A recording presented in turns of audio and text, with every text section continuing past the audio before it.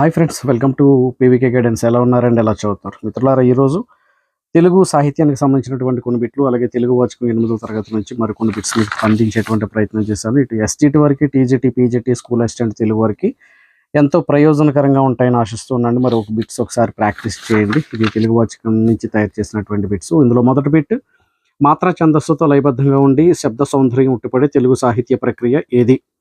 So మాత్ర ఛందస్సుతో అనగానే మొదటిది ఏ సందోదర్పణం రెలవెంట్గా ఉంది అనుకోవచ్చు, బి నాటకము, సి కథానిక, డి గేయము.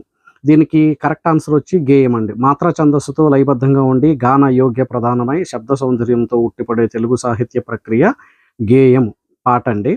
పాడుకోవడానికి అనువుగా ఉంటుంది ప్రక్రియ.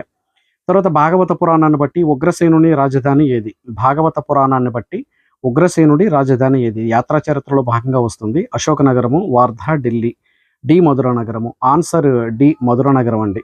ఆన్సర్ డి మధుర నగరము. తర్వాత బిట్ చూడండి, దాశరథి శతక మకుటమును గుర్తించుము.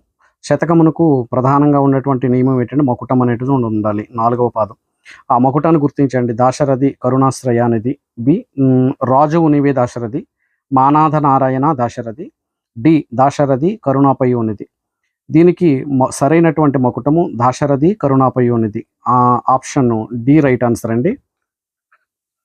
తర్వాత బిట్ చూడండి, అనాథ నాగరికత నవ్వుతుంది మొదలగు కథా సంపుటాలు ఎవరి రచనలు? అనాథ నాగరికత నవ్వుతుంది మొదలగు కథా సంపుటాలు ఎవరి రచనలు? రావురి భరద్వాజ, బాడిగా వెంకటి నరసింహారావు, శంకరమంచి సత్యం, పవని నిర్మల, ప్రభావతి. దీనికి సరైనటువంటి సమాధానం వచ్చి పవని నిర్మల ప్రభావతి గారండి. Option D right. తర్వాత పెట్టి చూడండి, తెలుగుకు సహజం కాని వాక్యం ఏమిటి? తెలుగుకు సహజం కాని వాక్యం ఏమిటి? నిషేధార్థక వాక్యము, కర్తరి వాక్యము, కర్మణి వాక్యము, ప్రేరణార్థక వాక్యము. ఇందులో తెలుగుకు సహజము కానిటువంటి వాక్యం ఏంటి అంటే కర్మణి వాక్యం అండి. తెలుగుకు అసహజం అనమాట, సహజంగా ఉండదు, అంటే కొన్ని ప్రత్యేకమైనటువంటి సందర్భాలలో మాత్రమే వస్తుంది కర్మణి వాక్యం. తర్వాత పెట్టి చూడండి, నవయుగ కవి చక్రవర్తిని గూర్చి రచనలు చేసిన నవయుగ వచన కవి చక్రవర్తి ఎవరు? కొంచెం జాగ్రత్తగా ఆలోచించండి. నవయుగ కవి చక్రవర్తి మధుర శ్రీనాథ అనేటువంటి ఆయన ఎవరండి అంటే గుర్రం జాషువా. ఇటువంటి ఆయన గురించి రచనలు చేసిన నవయుగ వచన కవి చక్రవర్తి ఎవరు అంటున్నారు. ఇక్కడ క్రింద ఉన్నటువంటి వారందరూ చూడండి, గుర్రం జాషువా, సి నారాయణ రెడ్డి, దాశరథి, ఎండ్లూరి సుధాకర్. నవయుగ కవి చక్రవర్తి బిరుదాంకితులు గుర్రం జాషువా, సి నారాయణ రెడ్డి గారు కాదు, దాశరథి గారు కాదు. ఈయన గురించి రచనలు చేసిన నవయుగ వచన కవి చక్రవర్తి డాక్టర్ ఎండ్లూరి సుధాకర్ గారండి. Answer D. తర్వాత పెట్టి చూడండి, కాంక్షకు వికృతిని గుర్తించము. కాంక్షకు వికృతిని గుర్తించము. కాంచ, కచ్చ, కచ్చు, కంచి అండి. కాంక్షకు వికృతి పదము కచ్చు అండి. తర్వాత జలము పదమునకు పర్యాయ పదాలు గుర్తించండి. జలము అనే పదమునకు, జలము అనగా నీరు, పర్యాయ పదాలు గుర్తించాలి. ఉదకము, నీరు, తోయము, పైవన్నీ. దీనికి అన్నీ తెలిస్తేనే సమాధానం పెట్టగలం అనమాట అండి. లేకపోతే ఏదో ఒక పర్యాయ పదము జలము అంటే నీరు అని ఆప్షన్ బి పెట్టడానికి అవకాశం ఉంటుంది. ఉదకము, నీరు, తోయము, పైవన్నీ. దీనికి సమాధానం పైవన్నీ అండి. తర్వాత పెట్టి చూడండి, కుటారము అనగా అర్థం ఏమిటి? కుటారము అనగా కిరీటము, తొర్ర, గొడ్డలి, కుటీరము. కుటారము ఇది గతంలో కూడా అడిగినటువంటి ప్రశ్న. కుటారము అనగా దీనికి సరైనటువంటి పదం గొడ్డలి. గొడ్డలి అంచు అండి, కుఠారధార అంటారు. గొడ్డలను ధరించిన వాడా అని అర్థము. ఇక కిరీటము అంటే కోటీరము. తర్వాత ఇంకొక పదం ఉంటుందండి, తొర్ర, కోటరము. కోటరము అంటే తొర్ర. ఇక కుటీరం అంటే ఇదొక నివాసం.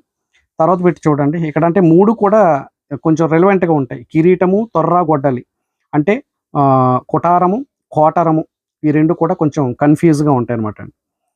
ఈ క్రింది వారిలో హరికథా పితామహుడు ఎవరు? Pankaj Charan Das, Esther Sherman and Pandit Bhagavatar. Option D Adibhatla Narayanadasu. Adibhatla Narayanadas గారు హరికథా పితామహుడు. హరికథా పితామహుడు. దీన్ని మీరు గుర్తుపెట్టుకోవాలంటే హరికథ, హరి, ఆదిభట్ల నారాయణ, నారాయణ, హరి, నారాయణ ఇద్దరు ఒకరే, అలా గుర్తుపెట్టుకోవచ్చు. తర్వాత ఆత్మకథ ఏ కథనంలో ఉంటుంది? ఆత్మకథ ఒక వ్యక్తి తన స్వీయ చరిత్రను తనకు తానుగా రాసుకోగలిగితే దాన్ని ఆత్మకథ అని చెప్తాము. ఇది ఏ కథనంలో ఉంటుంది? ఉత్తమ పురుష, మధ్యమ పురుష, ప్రత్యేక కథనము, సన్నివేశ కథనము. ఆత్మకథలు సాధారణంగా ఉత్తమ పురుషులోనే ఉంటాయండి. తర్వాత పెట్టి చూడండి, 12వ బిట్, సత్యశోధన ఎవరి ఆత్మకథ? మామిడిపూడి వెంకటరంగయ్య, కాళోజీ, శ్రీశ్రీ, గాంధీజీ. దీనికి ఆప్షన్ రైట్ ఆన్సర్ వచ్చి గాంధీజీ గారిది సత్యశోధన అండి. శ్రీశ్రీ అనంతం, కాళోజీ గారిది నా గొడవ, మామిడిపూడి వెంకటరంగయ్య గారి పాఠంలోనే ఇక్కడ గాంధీజీ గారిది వస్తుంది. చూడండి, ఇది మారుతున్న సమాజం నా జ్ఞాపకాల పేరుతో ఆత్మకథ రాసుకున్నారు ఆచార్య మామిడిపూడి వెంకటరంగ. తర్వాత పెట్టి చూడండి, మనుల మూట శతకకర్త ఎవరు? మనుల మూట శతకకర్త ఎవరు? కొండూరు వీరరాఘవాచార్యులు, పక్కి అప్పల నరసయ్య, తర్వాత మాచిరాజు శివరామరాజు, పెరుమాళ్ళ మునెప్ప.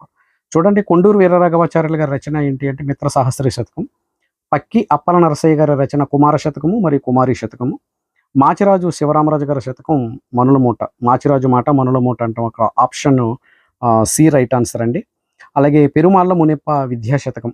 కాబట్టి ఫ్రెండ్స్, ఇవి చూసారు కదండి, బిట్స్ మీకు చాలా వరకు ప్రయోజనకరంగా ఉంటాయని ఆశిస్తూ ఉన్నాను. అలాగే పీవీకే గైడెన్స్ ఛానల్ మీరు చూస్తే కనుక మీకు జీకే అండ్ కరెంట్ అఫైర్స్, తర్వాత విద్యా దృక్పథాలు, సైకాలజీ, ఇతర మెథడాలజీస్ మీద ఉన్నటువంటి బిట్స్ ఉన్నాయి. మీరు ఒకసారి ప్రాక్టీస్ చేసుకోవడానికి పనికొస్తాయి.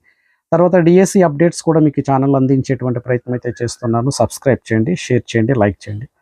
సదా మీ విజయాన్ని ఆకాంక్షిస్తూ I wish you all the best. Thank you.